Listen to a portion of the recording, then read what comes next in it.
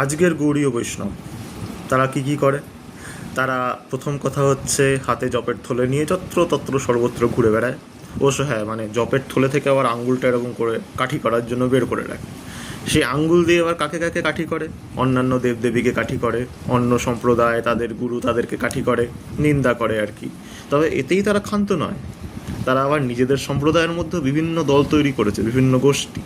সেখানে নিজেদের মধ্যে আবার কাঠি করা, ঝগড়া করা, দলাদলি করা, একে অপরের নিন্দামন্দ করা, এসব নিয়েই তাদের দিন কাটে। এবার আপনি ভাববেন তাহলে এরা মানে সাধন ভজন কী করে?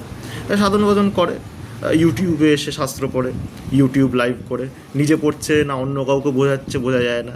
যদিও নিজেও খুব একটা বোঝে না, অন্য কেউ খুব একটা কিছু বোঝায় কি না বোঝা যায় না। তো এইভাবে চলে। এবার দলাদলি লাঠালাঠি সবই চলছে, কিন্তু শারীরিক যুদ্ধটা হয় না কেন? কারণ শারীরিকভাবে তো দুর্বল, কী করবে? শরীর নিয়ে তো আর বেশি কসরত করা হয় না, এত অন্য ব্যাপারে ব্যস্ত।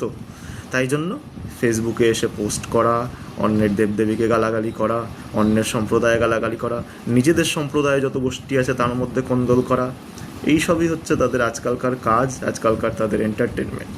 বুঝলেন?